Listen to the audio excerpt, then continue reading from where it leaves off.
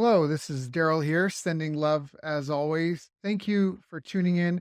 I just want to say if you like this interview, you can check our website for companion workbooks, action guides, tools, checklists, templates, and show notes with links for everything mentioned on the call. Just visit bestbusinesscoach.ca. That's best, B-E-S-T, businesscoach.ca. Enjoy. Hi, I'm Daryl Urbanski, and welcome to the Best Business Podcast. My mission is to help create 200 new multi-millionaire business owners. How? You'll do better when you know better. In my interviews, you'll hear from self-made millionaires, seven-figure business owners, authors, and world-class experts sharing how they did it so you can too without experiencing the same obstacles they did. Now, if you like this interview, please share it with a friend you think will benefit. They'll appreciate it, and I will as well. You can also connect with me on social media. Look for Daryl Urbanski, D-A-R-Y-L, Urban Ski, U-R-B-A-N-S-K-I, and add me so we can be friends. Now sit back, relax, and enjoy what I've prepared for you right here, right now. Hello and welcome everyone. Of course, I'm your host, Daryl Urbanski. And today we've got a very special treat for you. Today we're being joined by Rick Barrera, and I'm going to do two types of introductions. So one, I want you to understand who we have on the call today and especially what he should be recognized for. But I also want to tell you a bit about him because I'm fortunate enough that I actually know Rick on a personal level. So first of all, Rick is a nationally acclaimed speaker, marketing consultant, and author, known throughout the Fortune 500 for his extraordinary speaking ability. He's been speaking for years and years, and his unique approach to brand building. His research on strategies used by breakthrough brands like Apple, American Girl, Minute Click, Lexus, Google, and Starbucks will change your thinking about marketing forever. He's helped hundreds of companies redesign their systems and implement a holistic approach to serving customers.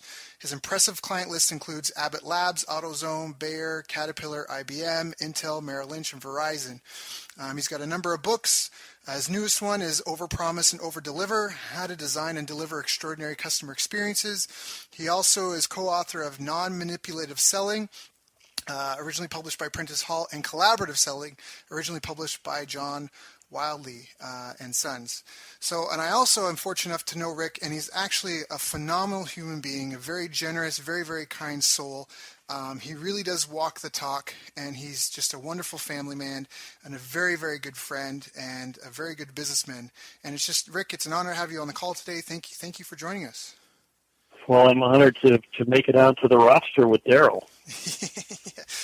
Well, thank you. Rarefied air up here. Yeah, thank you. I appreciate that. The feeling's mutual, my friend. So, so we're on the call today. We want to talk kind of a little bit about you and your story and how you even got started. You've had an extensive career, and I love hearing your stories. In fact, even when I'll share, Rick, he's been in the game for so long and speaking from stage and been a bit of a celebrity for a while that he even was one of the first to have a cell phone back when it used to take up the whole trunk of your car, and he used to like playing jokes on his friends by calling them from their driveway and then just hanging up the phone, shutting his trunk and going knocking on their door. And this is back again when cell phones like that didn't exist. So he was literally a magician, and that's just the kind of personality Rick has. So I love those kinds of stories, and you're just a really interesting character. But how did you even get into the game, like way back in the day? Well, first I have to tell you the sort of the reverse of the cell phone story, which is, so I used to use it to play pranks on people, but the way it was priced back then, you paid for every minute. Okay. And it didn't matter who made the call. So my friends would call me just to run my bill up. So it would be in my car, and they'd all take turns calling me, because even if I just answered, to say, hey, stop that, it still cost me money. It was like $1 a minute or something like that. So got it. You got the first laugh, and you got the last laugh.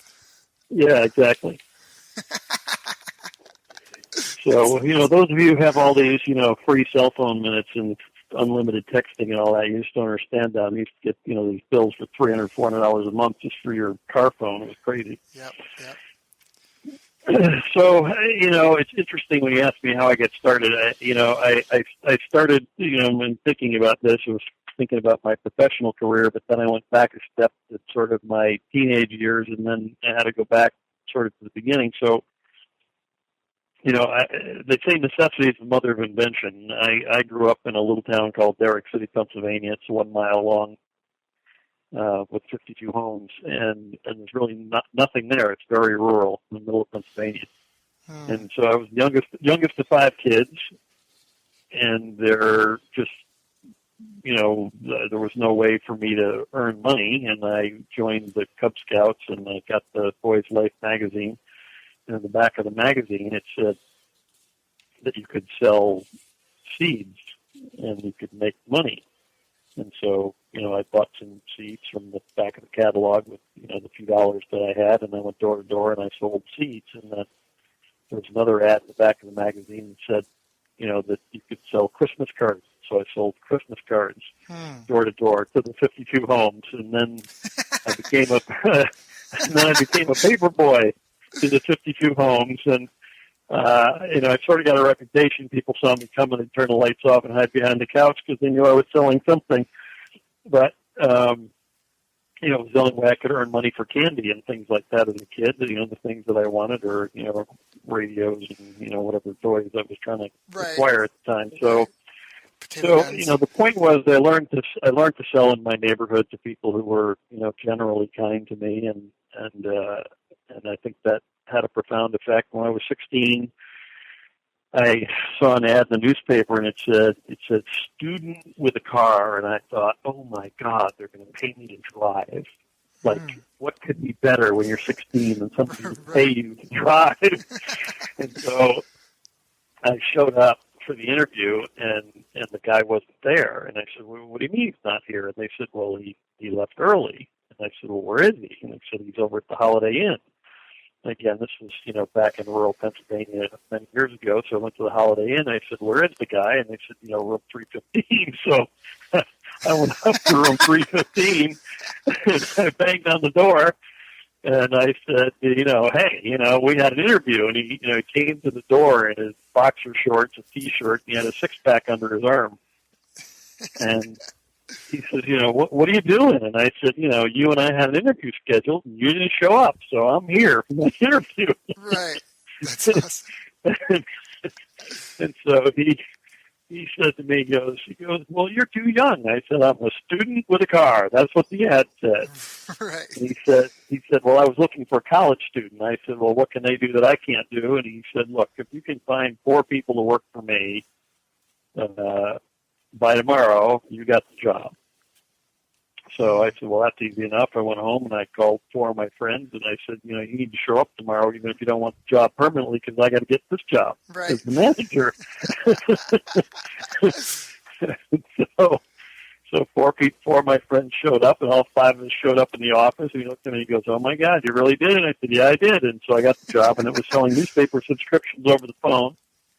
And so I learned an enormous amount from him about, how to learn, how to sell over the phone. And I mean, it was a tremendous education, cold calling on the phone, selling newspaper subscriptions. And I did that all over the area. And then I actually turned out to be one of the top producers in the country. And so they sent me in the summertime, they were sending me to, Philadelphia and New Jersey and places like that to do it full time. I went down to Pittsburgh and I had 3 shifts a day, 140 people working for me when I was 17 years old.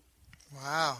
So that was, really, really good, good learning. And it was sort of humorous because the CEO thought that I was in college. And so, he came to take me out to dinner and tell me what a great job I was doing, and he was buying me cocktails, and I couldn't drink them because I wasn't 21. And I couldn't tell him I wasn't 21, and I didn't want to get carded, so that was fun. That's awesome. But then I went to college so I could get a good job, and had a lot of jobs in between. And then, where my sales career really started is that when I was in college, I was doing sales, and I was doing pretty well, and some people asked me, they said, hey, you're doing pretty well in sales. Can you come over and teach my salespeople what you're doing? And again, it was, sort of a rural area with, much more networking than, formal.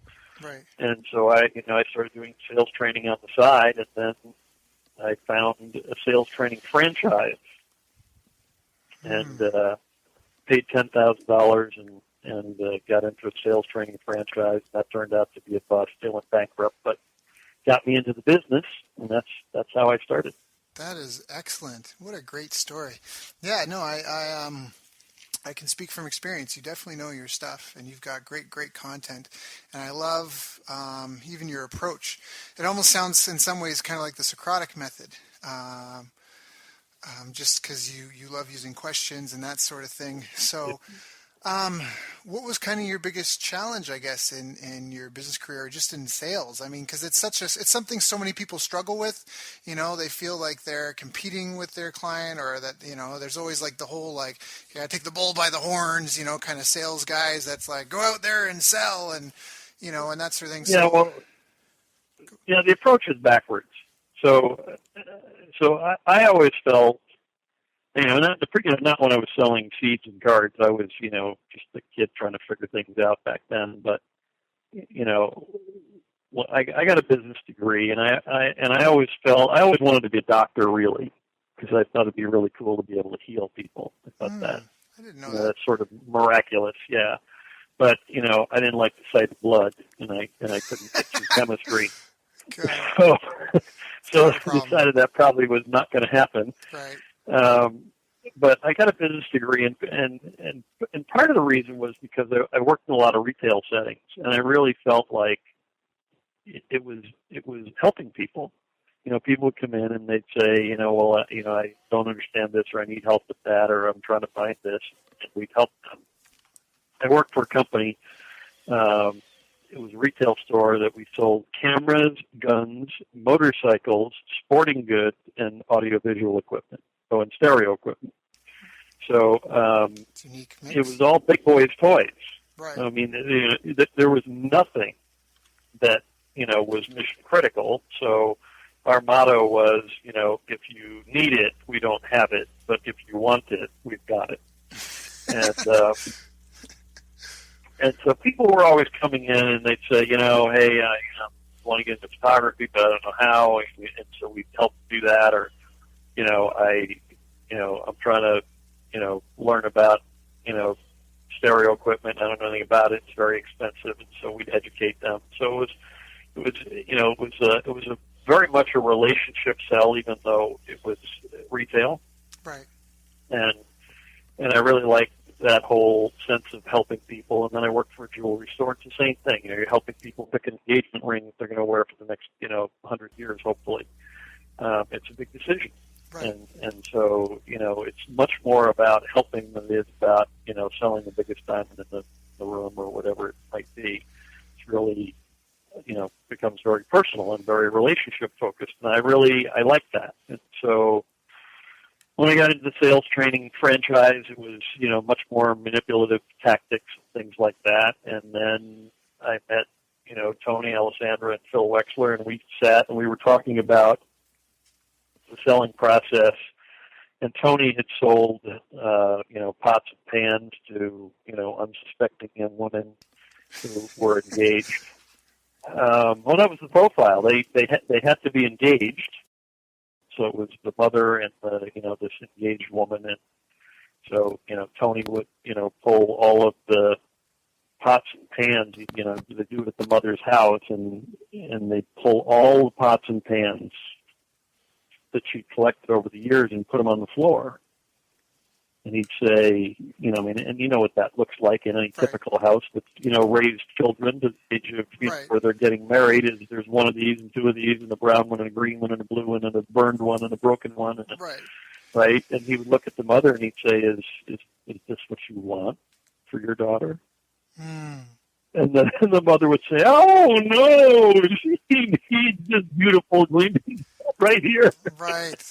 And so this was, it was a huge manipulation. And obviously, the poor daughter is sitting there going, wait a minute. My mother was supposed to protect me from the evil sales guy, and now my mother and the sales guy are ganged up on me. Right. Right. And so, so that was Tony's deal. And Phil used to sell burglar alarms, and so, he would go into Yeah.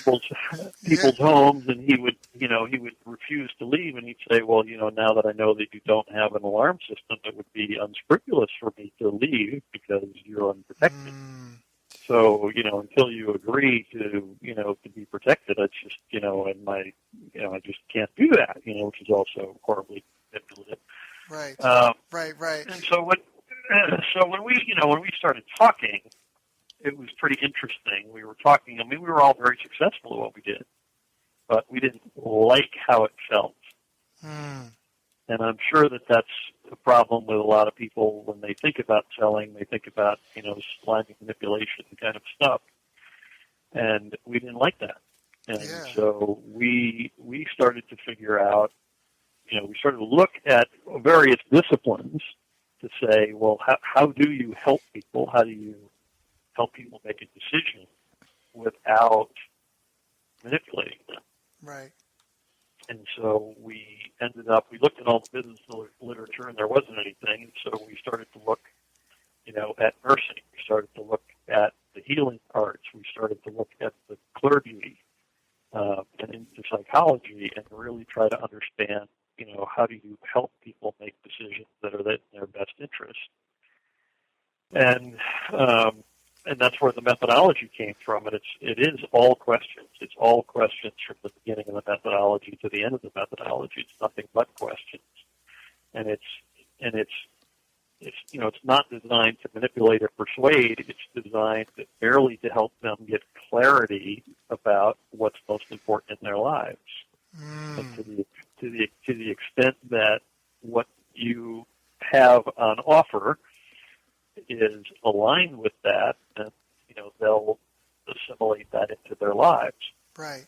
If what you have isn't aligned, then then what you try to do is help them realize that it isn't. And so, this happens to me all the time. So, one of the shortest sale I ever made in my life was at a technical school in New York City. And they had put out the call, and they were interviewing several consultants. And she was a newly minted MBA and taking over her father's company. And I walked into the room, and she was sitting at a big glass desk, and she said to me, so what can you do for me? And I said, I have no idea what I can do for you.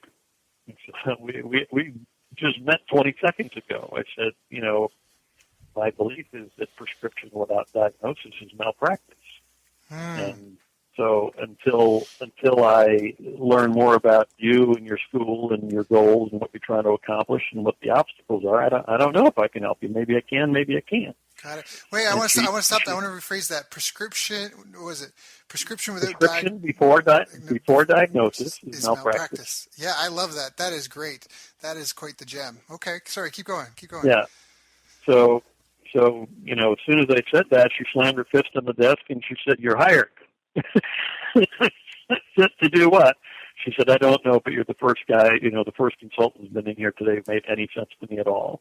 You're the only one who's concerned about me and focused on my issues instead of trying to sell whatever it is they have in their bag."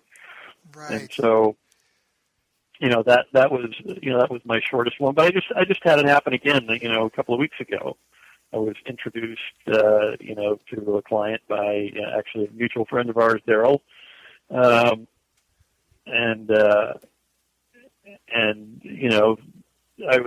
called the guy, and he said, well, how much is this going to cost me? I said, I don't even know what we're going to do. Right. And he said, well, what is it you do? And I said, what I do for you, I don't know, because I don't know anything about you or your company or your situation or, what's going on or what your issues or problems might be. So, if there's a fit, then we'll find something, and then I'll be happy to give you a price. But I really don't have any idea. That really threw him.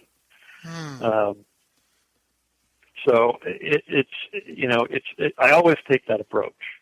Well, it's just a good approach, and it really helps people, because I think that a lot of people, like, I love how you use the term collaborative selling, because It really is. I mean, I have a deep-seated belief that a business should solve a problem. Like, you go to the dentist's office because your teeth hurt or you're in pain, and so you go in like in pain and crying and sad on the front end, but then you leave, and I always consider the business as black box that performs its magic, and you leave on the other side, happy, smiling, beautiful teeth on the other side, and that's that problem that you're solving. So I love even like you said, like prescription before diagnosis is malpractice. I love that because it's just the right thing. It's not about pushing products on people who don't need it and like making sales. I think that's really the wrong mentality, and that may have worked in the old world, but today where the internet and things are so transparent, I don't think that works at all. And in fact, I think that's a great way to shoot yourself in the head. Is just to have that approach and to try and steamroll people. So, yeah. Well, yeah, but the collaboration is also critical for commitment. So if you think about this, supposing you got sick and you went to the world's greatest doctor, Mm-hmm. and you walk in and he says, hi Daryl, it's great to meet you. Here, take these pills. Great to see you. Right. Would you take the pills? Right. Yeah, it's tough to say. I mean, even though he's the world's greatest doctor, and you might believe that the right, you're looking at that and you're going, he didn't ask me any questions. He didn't take my vitals. He didn't do any diagnosis. So how do I know if it's the right pill or not? And so there's no commitment on the part of the customer, Right. to comply, right? And that's one of the biggest issues in medicine today is compliance. Is doctors give patients a regimen or a pill or whatever, and they don't take them. Yep. Well, why not? Because they're not committed to that. No, and the meetings are so short now. Like, sorry. Right. Well, they've been pronounced upon. Daryl, I've looked at your test results and determined that you need to take these 3 pills. So take this one in the morning, this one at noon, this one at night, and I'll see you in 2 weeks. Right. And you go home and you go, do I want to take that pill? Is that pill good for me? What are the side effects? My legs are going to fall off. I'll never have sex again. You don't know. Yeah. And then you turn on the TV and you got, not only all the drugs with the side effects, but then you have all the, the attorneys, General suing everybody over the, so you sit there and you go, do I want to take that pill? I don't know. I mean, I really have to be a partner in my own healthcare to understand, why I should be committed to that regimen. Well, and also another thing that, but something else. It's the same thing in business. If just because you're the guru and you say this is what you should do doesn't mean that somebody's going to do it. Right, and that's so important in any business. I was just talking about that this morning. I'm working with a client, and he's been very successful, and he's got like a 35-year track record, and he thinks that one of the keys to his success has been that the sale doesn't necessarily happen when someone gives you money. That's really when that's when you have to validate the sale. Just because someone gives you money once, exactly you're saying, there's no buy-in from the client. You really need them to comply and them to be on board.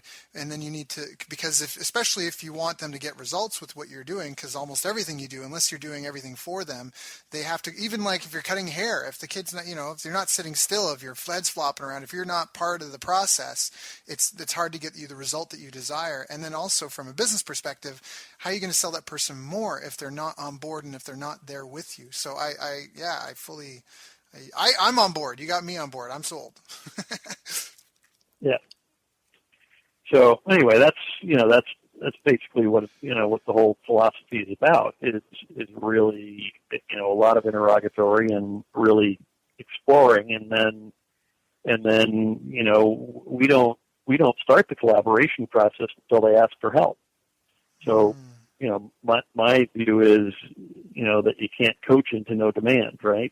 You're a coach, you get that. If the person doesn't want to coach, you can talk at them all day long. It doesn't matter. Yeah. So until they ask for your help, until they say, what can you do for me, or how can you help me, or what products do you have, or whatever, until they're open to that, there's no point in even trying to collaborate. And then the collaboration phase is really about literally sitting side by side with them and co-creating a solution. So, we still are, pitching too much. I mean, people call me and they say my sales team's not getting the results they want. And I said, that's because they're pitching too much. And they say, well, you haven't been out with them. And I said, you want to bet? Well, it's how people sell. They get excited about their product. They're full of product knowledge. They're full of all the benefits, and they want to, pitch and pitch and pitch and pitch. But, people aren't, if they're not open to listening, then all that is wasted. And so, you've got to do the exploring phase until they say, okay, now I'm interested. What do you have? And even then, it's not, here's your solution. It's, here's an option. Mm-hmm. One option would be to do this. Another option might be to do that. Another option might be to do that. And then they start picking like a Chinese menu, right?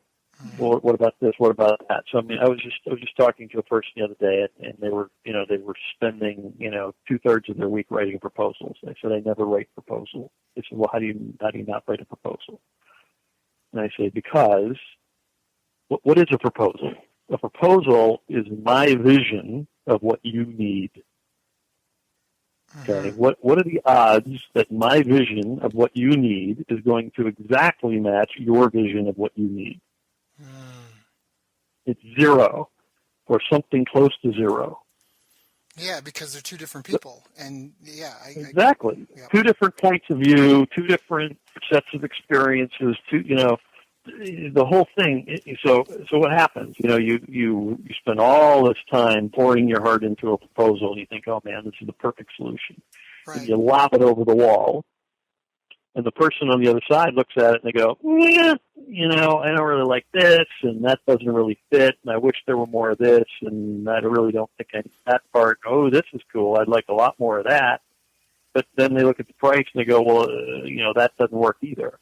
Right? It's either too big or too small, or I'm paying for all this stuff over here that I don't want, and I'm not getting enough of this stuff over here that I really want more of. Right. And so the whole thing doesn't work. And so what do? Right? So they can either call you up and have a big confrontation, hey, Daryl, you completely and totally missed, should have more of this, less of this, I'm paying over here for this, and then they have a confrontation, which most people don't like, so I don't want to do that, I don't want to have a confrontation because that'll hurt Daryl's feelings, and I'll have to get all exercise and whipped into a frenzy to tell him how badly he missed. So it's just way easier to say, well, Daryl, I'm thinking about it. Put it aside. I'm going to go ask the committee. I'm going to whatever. Well, the fact of the matter is that, even if they wanted to fix it, nobody's got time today. Everybody's doing 5 jobs. Right. Right? They have kids. They have lives. They don't have time to fix your proposal. Yep. Okay, so they put it aside and they never get back to it. It never happens. Right, about 70% of all the proposals that are put out there, and you don't even get a response, let alone a no. You just don't get any response at all. Right. So, it's just a shot in the dark. So I don't do that. So it's collaboration. So, what I say is, Daryl, if you say, geez, Rick, those are great ideas. Can you write me a proposal? I say no. So here's what I'm going to do, Daryl. As long as you're willing to sit side by side with me, we can co-create the perfect solution. And put, including budget. We don't just do the solution. We do, money too, right? It's all got to match. Right. It's a total solution. As long as you'll sit side by side with me, we can co-create the ideal scenario, and we'll figure it out. If you're unwilling to do that, right? If they say no, I don't want to do that. You just go do it. I say, it's not. I'm sorry, it's not what I do. And I pass because it's a waste of time. I'd rather go find somebody else who's willing to sit side by side with me. Right. So I used to have a bank of file cabinets in my office of all the proposals I wrote that never went anywhere. And one day somebody asked me, what happens in your successful proposals? And I realized they were in my desk drawer because those were all the clients I was working with. And I went through and looked at them, and like all these people sat with me and co-created this, and all those people over there refused to sit with me. And that was the end of that. I just stopped doing it. Yeah, because your times, that's the thing that we haven't talked about at all here. We haven't talked about the time of the sales rep or whoever that person is that's engaged. No, exactly. Yeah, that's a huge, because it's a huge component of it. I mean, I was just reading a book. What book was it? Anyways, I was reading, The Success System That Never Fails. W. Clement Stone's, and they're talking about how, just documenting your time and that, how much time do you spend actually selling versus hanging out at the water cooler, all this sort of stuff like that. But even like what you're talking about here, how many people are you spending, like, you're already doomed, like you're already set up for failure. Exactly like you said, you're supposed to imagine what they want and send them some sort of magical piece of paper that knows what they're thinking, feeling, and what budget they're looking to spend, and going from there, versus exactly that, custom fitting it. And that's such a huge thing. Like, I'm a marketer, so I'm on the other foot where I don't do a lot of face-to-face selling as much as I should, even just to keep my teeth sharp. But humans have this unique thing where we want things that are custom built for us.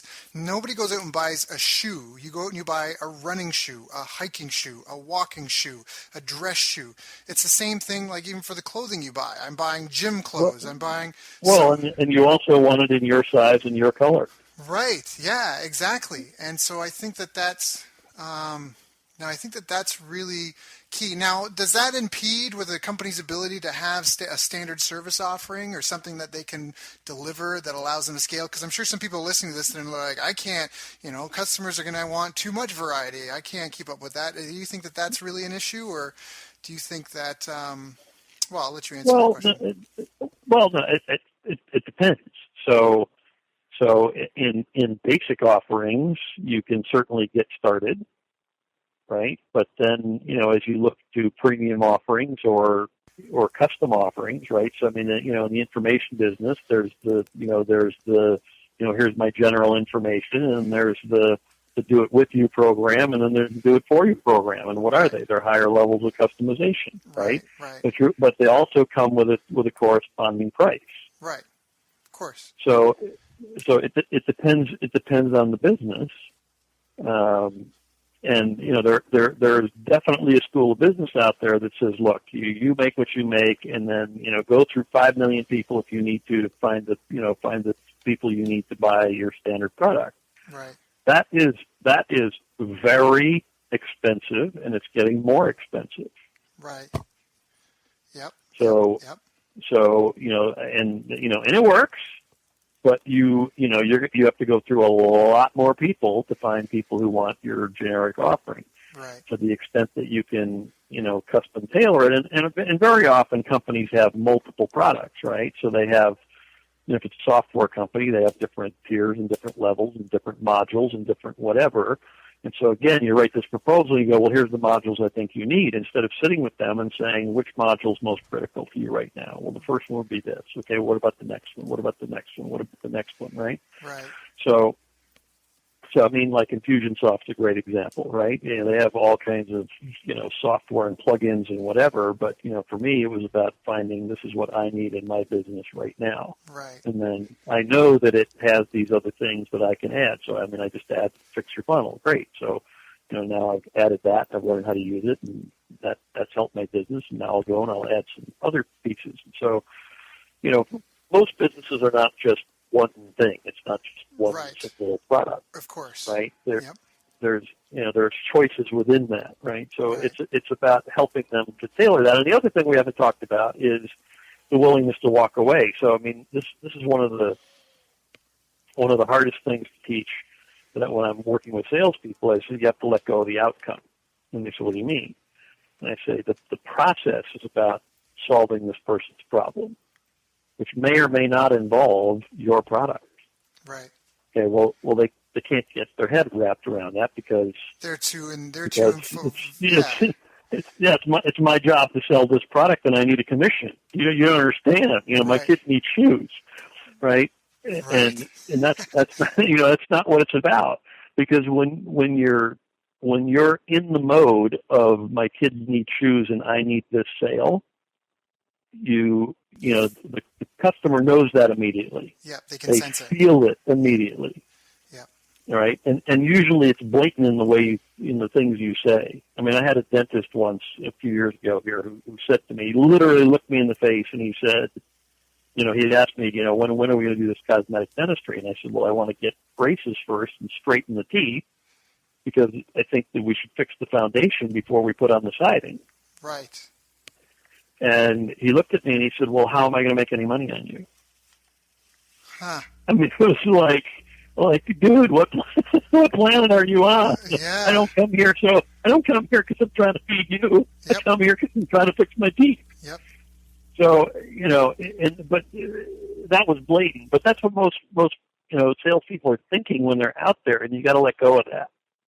You just let go of it, and you focus on what's there. I was in a call this week, really fascinating. I wish I had it on video.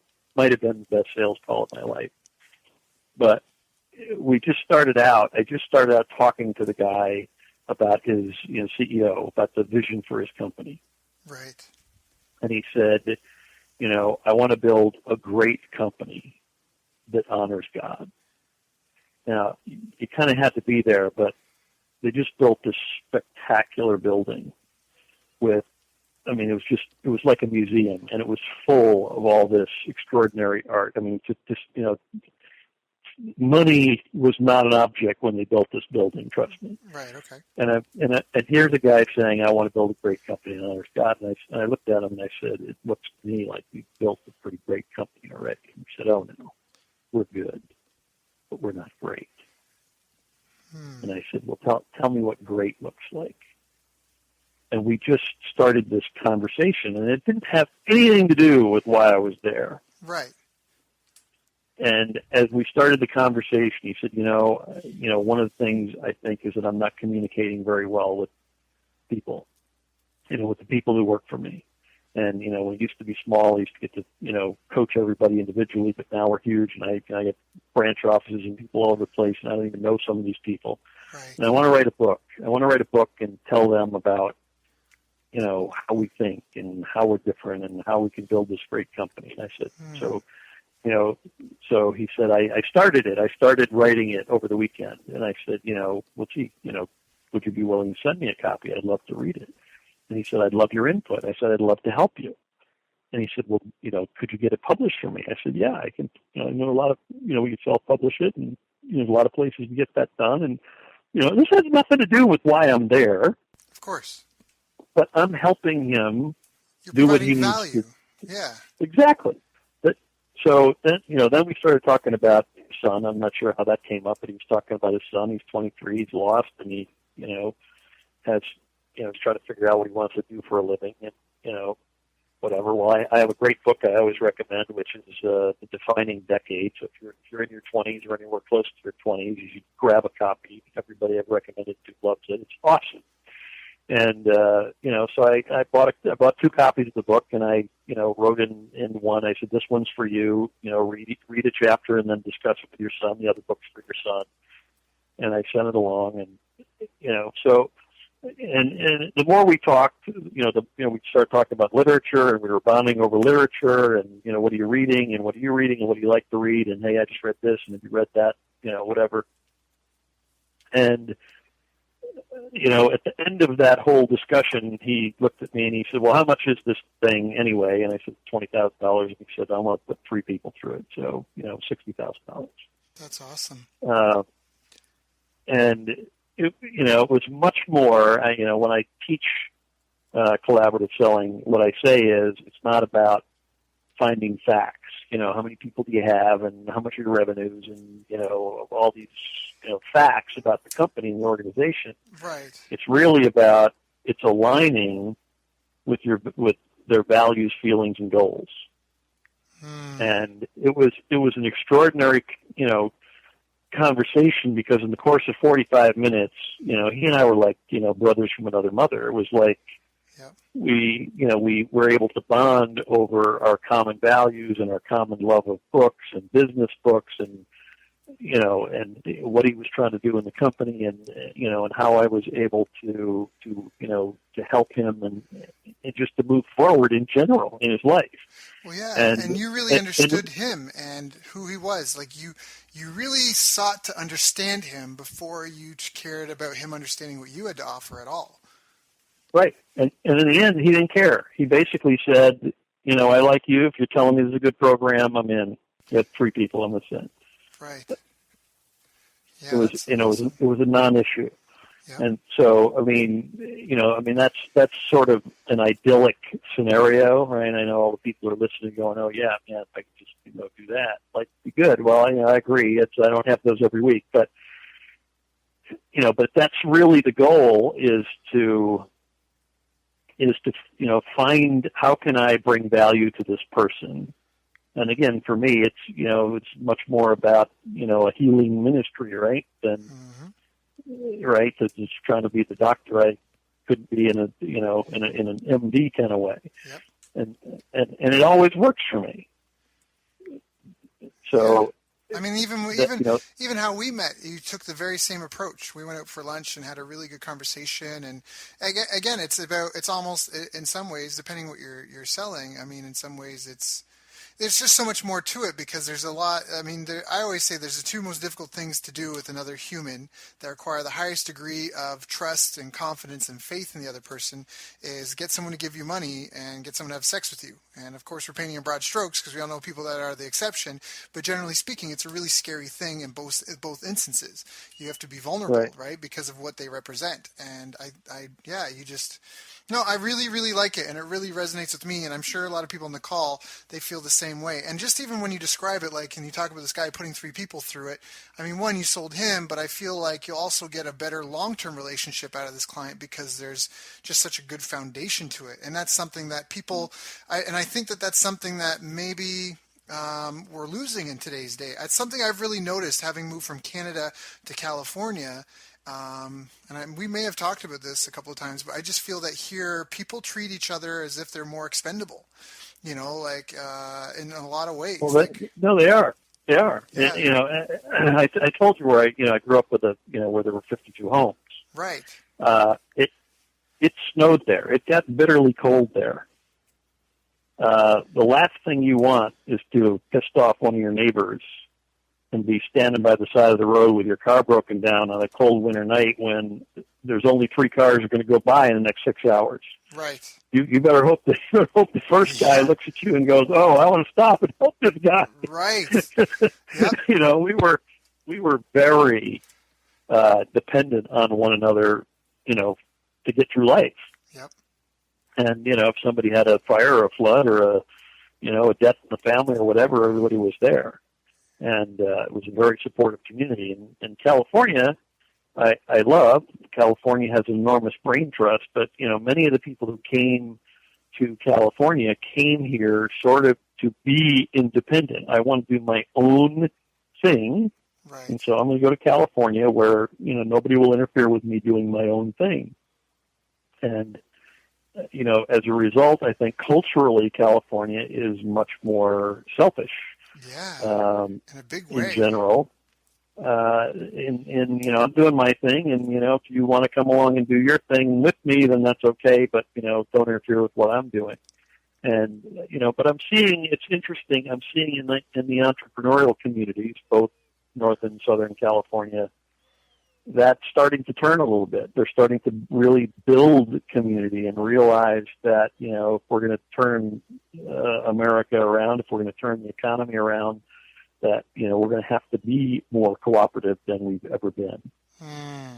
And, and you're in a mastermind group with these folks, and you see it, and we're starting to see a lot of these organizations develop, and the organizations are coming together and saying how we get all the organizations to cooperate to help the entrepreneurial community to turn the economy around. And and San Diego's becoming it's becoming one of the top centers in the world for entrepreneurs. So.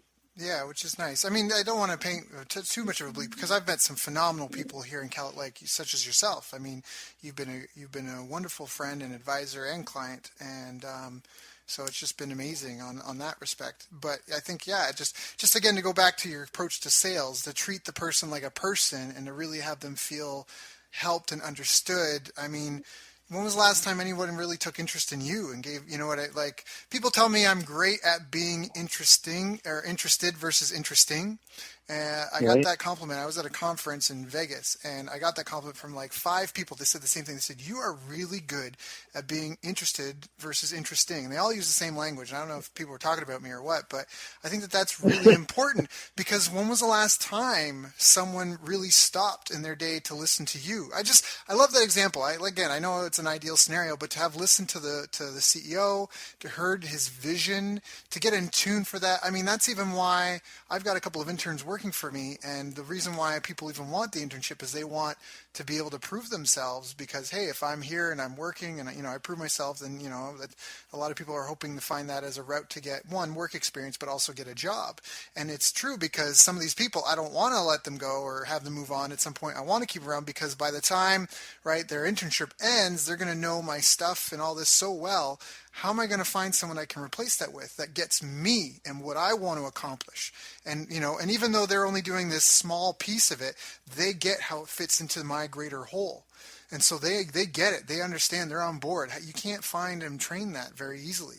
It's expensive and time consuming. So depending on the price point someone's selling at, I mean, if they're selling a $10 widget, that might be a little bit different. But still, at the same time, you're still trying to help solve people's problems. And I love your Well, approach. well, or create an opportunity. That's the other piece. So, a lot of times people have huge opportunities in front of them that they don't know how to grasp, right? So it's not just solving a problem; it's also can be on the opportunity side of I mean, I'm working with a company right now. It's a merger of two companies, and looking at the enormous opportunity they have in pooling their talents and working together and being able to reach so many more people and add so much more value. And so it's really about taking advantage of the opportunity rather than, solving a problem, right?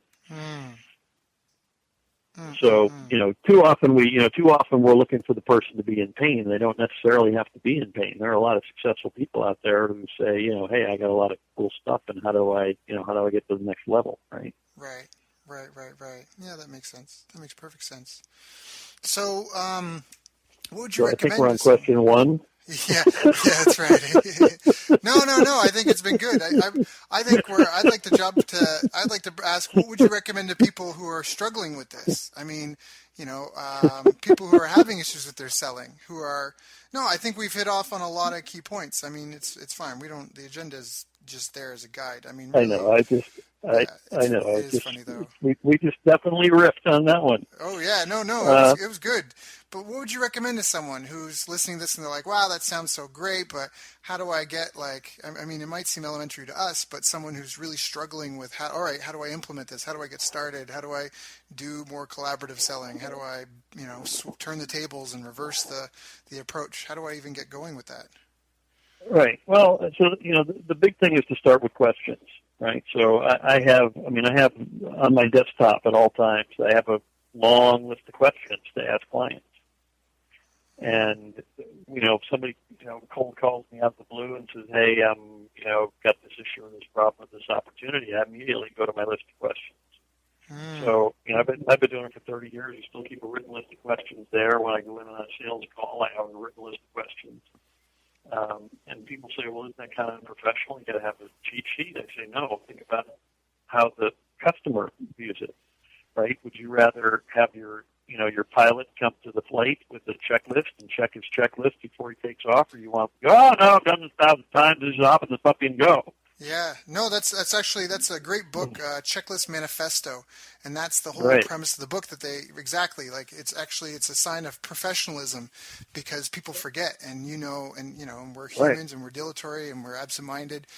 Exactly that reason. Exactly that reason. Yeah. So, So I take my checklist in and I go through my checklist and I'm very meticulous about it and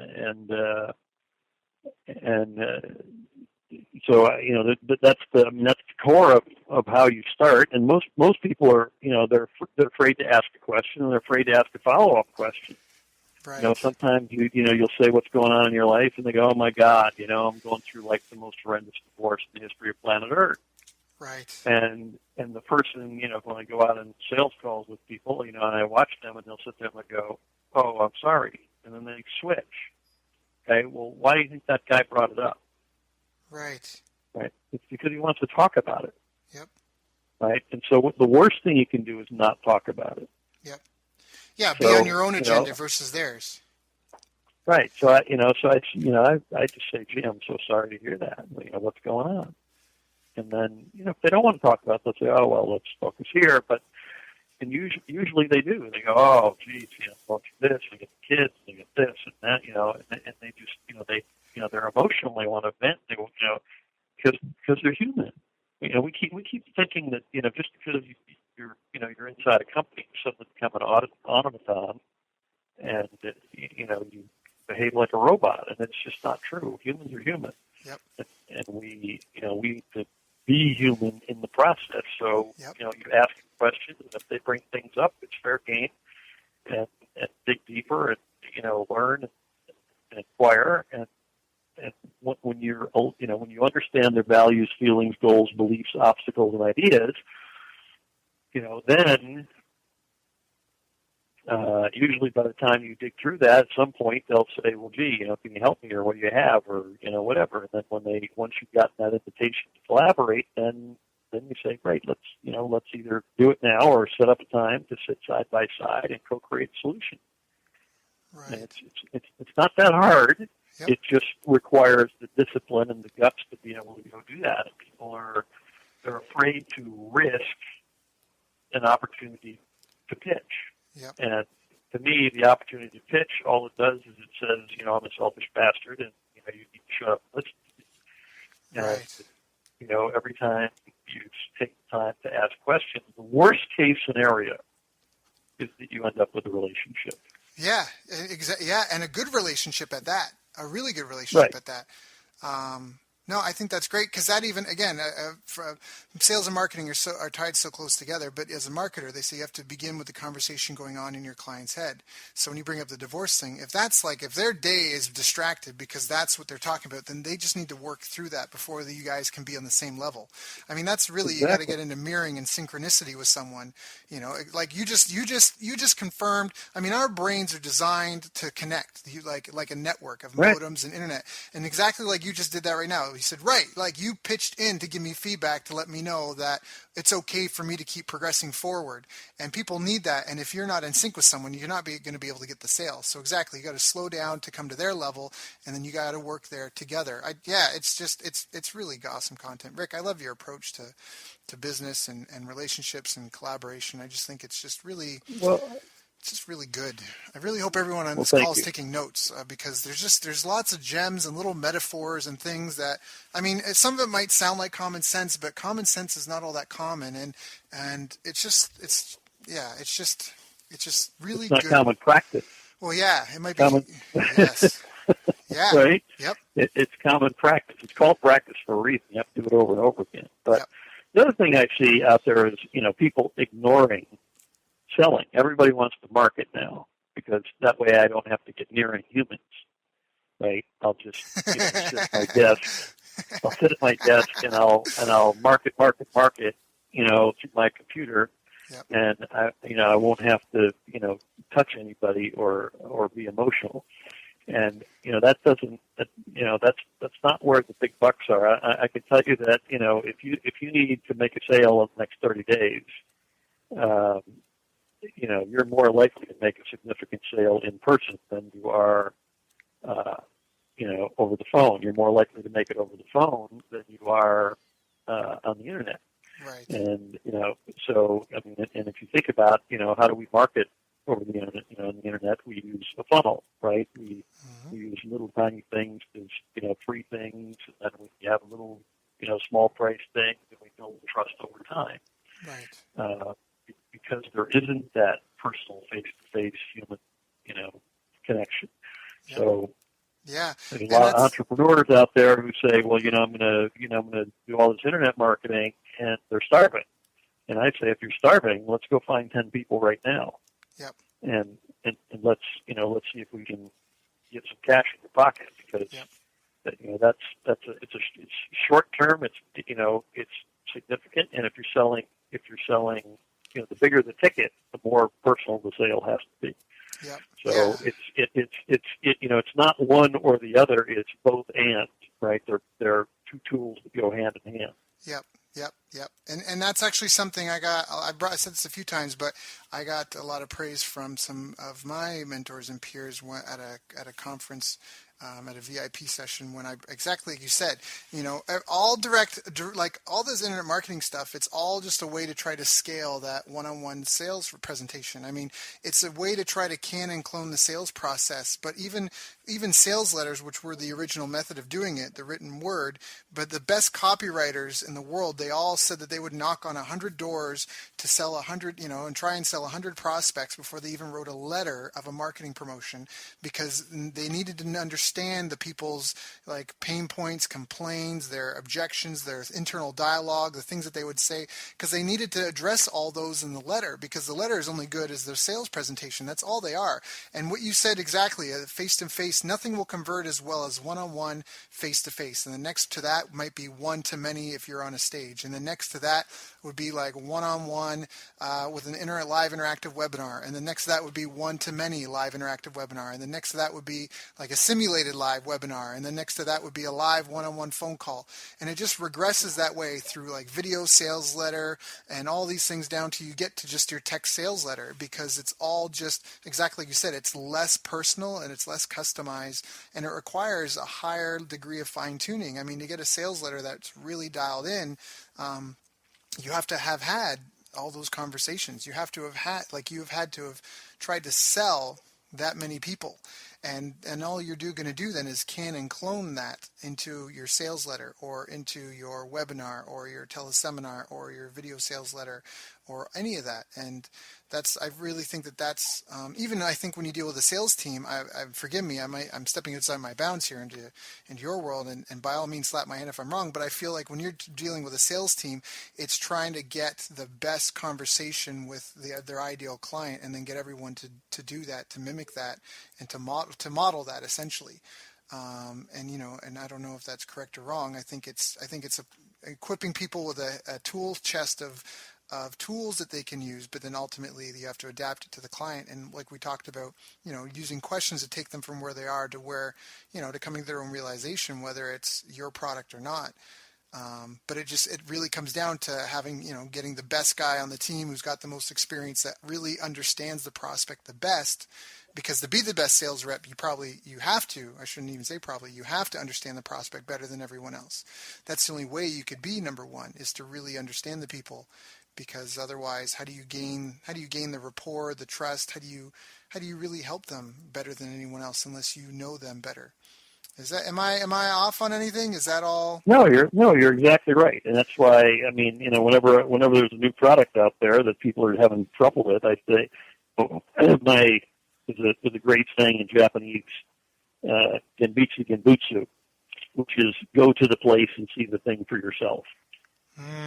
And that's really, and so, that's one of my mottos that I'm hanging on my wall. It's just, when people say, gee, I'm having this problem and I don't understand this or that or whatever.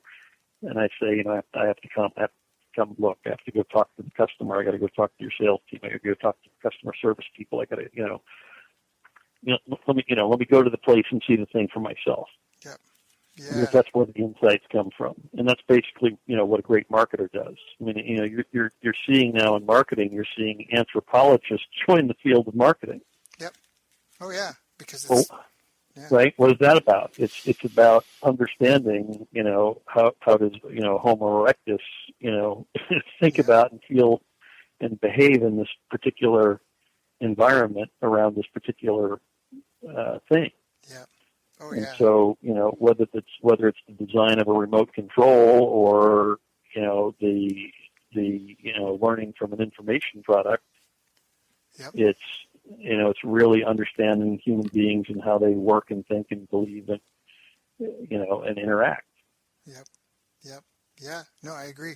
Yes, marketing is like just one giant psychology experiment. it's measuring the difference between what people say and what they do, or testing the difference between what people want and what pocket of people want what more and what capacity. And it really is. I mean, I like in marketing a lot. I mean, you do a lot of different things and you throw it up on the wall, and obviously you put your best foot forward. I mean, that's Gary Halbertism. He says fail fast. I mean, if you're going to go into a new market and do your best thing, you make the absolute best offer to who you think is the absolute ideal, like the best person you could ever speak to, and you go with that first, because if you can't make that work, then you're in trouble. And you talk about a Japanese quote. I mean, one of the things that I love, and I've heard tons of different renditions of this, but I was told from a Japanese friend when I was in Japan about how the university campus, the Tokyo University campus, was expanded. And the story is basically they bought this parcel of land, which is a big deal. Most people buy and sell and trade buildings, but never the land, because it's an island and it's a finite resource. So it's a big deal if someone buys land, and very expensive. So this university had bought land, they cleared out the buildings, they had a project manager and a site manager, and they directed these buildings, and the site manager managed the tradesmen, and the project manager had the blueprints, and they directed the buildings, and they had the outside done, and the tradesmen were going through the buildings inside and doing all the finishing work. And the site manager came to the project manager and said, hey, your blueprint doesn't show where we should have any parks, where we should have any resting benches or water fountains or any of that for the campus. Where do you want them? We're pulling out of the heavy equipment, we're ready to do this. And the project manager said, we're just a few weeks away from when the school season starts. Let's just finish what we've already started and get those buildings ready for use, and let's worry about that stuff in the spring. And they had a bit of a fight back and forth, because the site manager, he's like, no, everyone's here now. We should just do it now because we're here, right? Like, just do it. Everyone's ready. And ultimately they went with the project manager. And what happened was over the winter, the campus was full of people and became alive, and people were like using it and going places and doing things. And then when the spring came and they went to go put in the landscaping, they didn't need blueprints because the people showed them where they needed stuff. The paths went from one door to the building that they were headed, and it showed them how wide it needed to be, and people would sat in the dirt, in the rest areas to show where they wanted to rest, and that sort of things, and they really just built it to suit to the people. And that's almost what happens with a lot of marketing. I'm helping a client with some ad campaigns now, and one of the things I'm saying is you have to understand is your ad campaign will almost never be as inefficient and ineffective as when you first get it started, because everything is an experiment. We have no idea. We just need to get some data, and as we get more data, we can refine it and then really dial it in to where we know who we should be targeting, and like which ad, and and all that. It's that refinement process, and I think that's I went on a bit of a tangent there, but I think that all just speaks to kind of what we've been saying, is that you go to the place and see it for yourself and get a really good look at the details and get granular. And anyways, it's really good, solid, and unfortunate it's not this get rich quick, philosophy that people want to hear, and click these 4 buttons and, and do X, Y, Z, and money will fly out of your computer. But I think it's really solid fundamental practices, and I think over time. Well, it's community building. It's community building, and it always comes back to community building. And if you look at the people who are incredibly successful, they found their tribe, they found a few followers, and those few followers brought more followers, and they built community over time that aligns with their point of view. There are a lot of people who think what you and I are talking about is crazy talk, and screw that, get in, get the sale, get out. How many sales calls can you make in a day, and stop worrying about the customers, get the money and all of that. They have their tribes too. Yep. But that hasn't been my experience. It's not the way I want to be. It's not how I want to be remembered. It's not what I want in my legacy. One of the things I'm most proud about is that, I can take my sales book, my collaborative selling book, and I can hand it to a client and say, this is how I'd like to work with you over the next, 10 years. Mm-hmm. Now I defy you to pick up any other sales book and say, here, client, this is how we're going to work together. Yep. Because they're all about how you manipulate the client. Yep. No, I agree wholeheartedly, and that's something where I think a lot of people, they don't necessarily realize that. When you get into a business, you may want to build the business and sell it, sure, but at the same time, you're still a reputation. There's still, if you want to build something and sell it, there has to be legs to it. It has to have that foundation, and that's I don't. I mean, I haven't built all these companies. I've helped generate millions of dollars, and I can attest to that when you talk about community building and I've seen the difference between guys that go in and they just suck out a bunch of money and try to run. And I mean, there's short-term money in that, but I mean, I just don't know if the trade-off is there, because how do you go back to those people? You start having places you don't want to show your face, and and I don't know, it works for some people, but it's not sustainable, and there's no real way you can build like a real business. And I don't know many people that do make a lot of money that way, because there's no way to do that without burning bridges and relationships that are then just going to make it harder for you down the road, and just double, triple, quadruple the work for you. I just think that. Anyways, it's been a really good call that way. It's been very, very, very practical, and just no nonsense in business. And that's what I want. That's the kind of tribe and community that I really want, because I think those are the people. I mean, I set a goal that I may or may not share with you, but I want to help create 200 new multimillionaires who solve world problems with entrepreneurship. And that's legitimate. That's real, because I've helped generate millions of dollars. And even recently I helped someone generate $500,000. And it's I don't want to be tied to anything that's gonna, you know what I mean, that's gonna come around and bite me because Right. I was associated with it. I don't want to be anywhere near that. So no, that's really, really awesome. All right, so Rick, do you have any favorite? We talked about a quote of yours. Do you have any favorite books that you would recommend, or did we already mention that? There was a book you mentioned. What was the one for 20-year-olds? Oh, The Defining Decade by Meg Jay. Defining Decade. Okay, got it. But I just read 0 to 1, Peter Thiel's book. It's extraordinary. Really? One of the best for entrepreneurs. I just read a leadership book called High Altitude Leadership by Chris Warner. I think it's probably the freshest thinking in leadership in the last decade. It's the best book I've read on leadership since Jack Welch. Perennial favorite of mine is The Psychology of Winning by Dennis Waitley. I've memorized it. I'll probably dictate the book. And one of my favorite ones, when things were down, was Tough Times Never Last, Tough People Do. I don't know if that's print anymore, but it's by Robert Schuller. And, when it was written during the recession in the 80s, but boy, I'm telling you, it's perpetual truths. Tough times don't last, tough people do. If you're an entrepreneur, you got to be tough. You just have to get up one more time, right? Yep. Doesn't matter how many times life knocks you down, you got to get up one more time. Up. Yeah, that's an old martial arts thing. It's not how many times you get knocked down, it's how many times you get back up. That's right. So, Rick, what are you working on now? What are you doing these days? Well, as you're aware, I'm trying to launch max-rev.com, trying to get that up and running, and trying to take all my content and move it online. Unfortunately, it was all built in the analog era, and so I've got to convert everything to digital and make it accessible to people. So I'm working on that, and then I'm coaching entrepreneurs and business leaders to try to grow their businesses. So. Got it. Yeah, and you have phenomenal content. You've got content for days, stuff like this. You've been in the industry how many years now? 20 years? 33. 33 years. Got it. I didn't want to date you.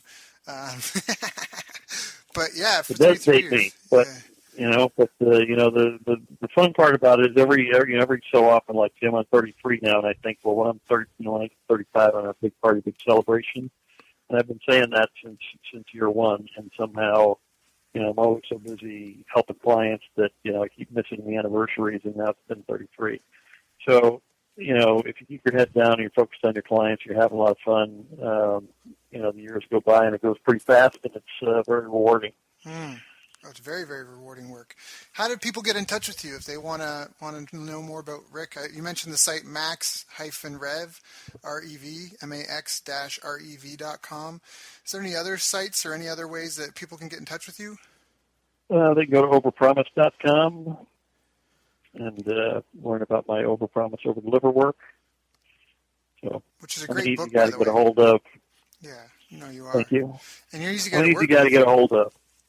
Yeah. Well, I try to be. Right. Try to be. Yeah, it wouldn't go over well if you weren't.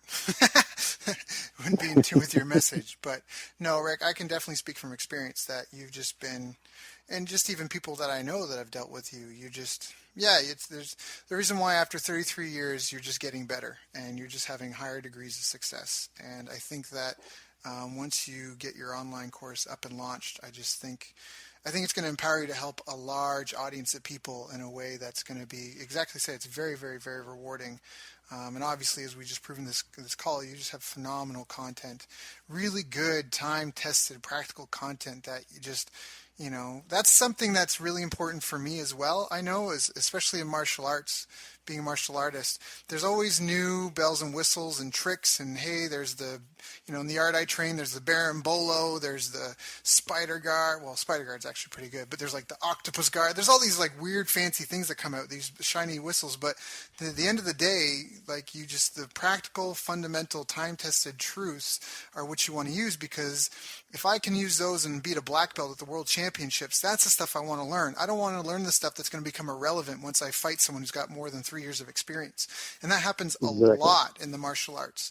And so that's something that I really glean from you and your content, is that the stuff that you help me with and the stuff I've just discovered through, working with you, it's stuff that will never leave you astray, because it's just rooted in things that are like, it's that, what did we say it was? It wasn't common knowledge. It was common practice. Right. Just because it's common knowledge doesn't mean it's common practice. Exactly.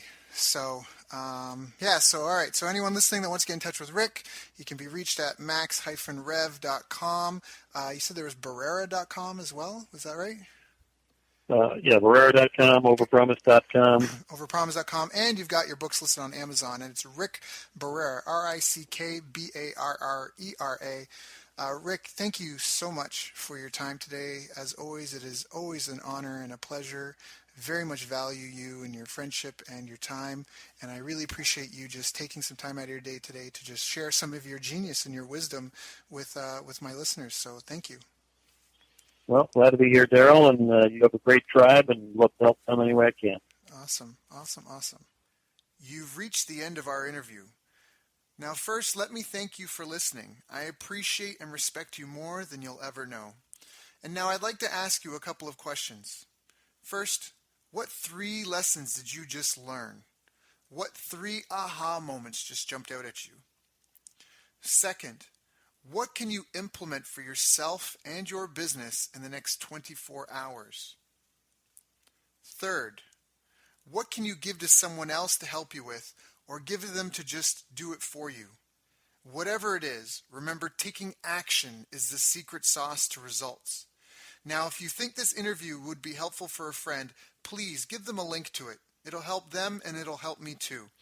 I'd also like to invite you to help me find out more about the challenges you're facing, your dreams, your goals, and how I can help you overcome what's holding you back. We both do better when we know better, and your success is my success. So please reach out and interact.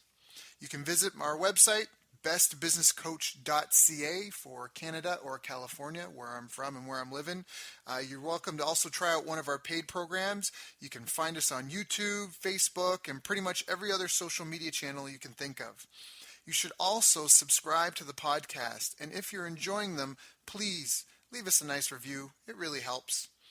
That's all for now. Once again, thank you. Take care of yourself, and remember, the world needs the best business you can build.